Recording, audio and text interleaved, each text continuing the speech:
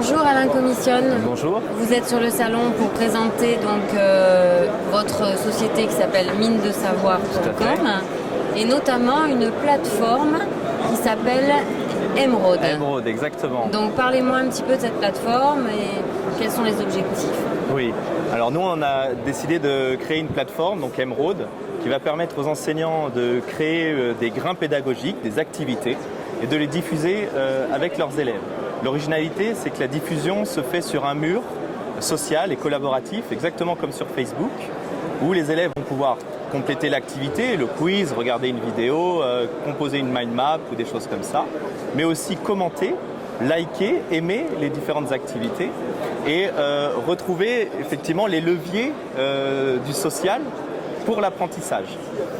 On a choisi vraiment de remettre l'enseignant au cœur du dispositif digital de formation, parce que jusqu'à présent il en était un petit peu exclu, parce que ce n'était pas lui qui pouvait créer différentes activités, c'était un peu compliqué de les diffuser et encore plus compliqué de suivre qui avait fait quoi en direct ou pas en direct.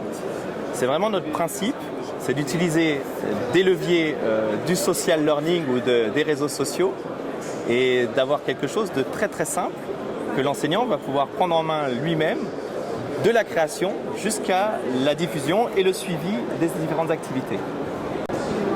Vous êtes à destination des entreprises, des universités. Oui.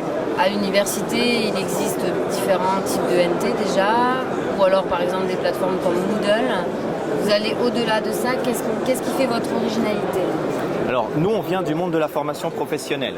Dans la formation professionnelle, ce qui est très important, c'est le retour sur investissement. C'est-à-dire qu'on a besoin de mesurer l'efficacité pédagogique, l'efficacité d'un parcours d'apprentissage. C'est en ça qu'on diffère des choses qui existent jusqu'à présent. Premièrement, on intègre une nouvelle norme qui s'appelle TINCAN XAPI, qui nous permet de suivre pour chacune des activités, pour une personne ou pour un groupe, le temps passé sur chacune des activités, de tracer son score finement, question par question. Et au contraire des autres outils que vous avez pu citer, on est vraiment très très simple d'accès, c'est-à-dire que l'enseignant, formateur dans le monde professionnel, comme je vous le disais, peut vraiment prendre en main tout seul, de A à Z, toute la partie création, diffusion et tracking. Aujourd'hui, vous vous êtes déjà installé dans le monde de l'éducation. Vous m'avez parlé, je crois, de l'Institut français du pétrole. Oui, tout à fait. D'accord. Donc vous avez des retours d'usage d'enseignants. Vous pouvez en parler un petit peu? Oui. Alors, effectivement, c'est pas une problématique, mais le grand changement qui est à opérer en ce moment, notamment dans le monde de l'éducation, c'est la formation des enseignants justement à ces usages digitaux. Nous, c'est ce qu'on essaye de faire. C'est à travers un outil très très simple, leur prouver que c'est facile et les engager vers un petit peu plus d'animation, comme de l'animation de communauté, d'animation de leur classe. L'outil digital n'est qu'un outil, c'est pas du tout une fin en soi, et derrière l'outil, il y a un enseignant. Et c'est grâce à lui justement que l'efficacité pédagogique va pouvoir fonctionner. Vous pouvez mettre n'importe quel outil en place, si les gens ont peur de l'utiliser ou ne l'utilisent pas, ça ne va pas marcher.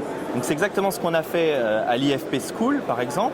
On a accompagné à minima les enseignants. Les élèves, pour le coup, ont assez peu besoin d'être accompagnés et comprennent tout de suite, puisqu'on travaille sur des leviers qu'ils connaissent déjà, qui sont déjà sur les réseaux sociaux. Et voilà, c'est vraiment ça le cœur de ces prochaines années, c'est la formation des enseignants, peu importe l'outil, mais les amener vers plus d'engagement et d'utilisation simplifiée.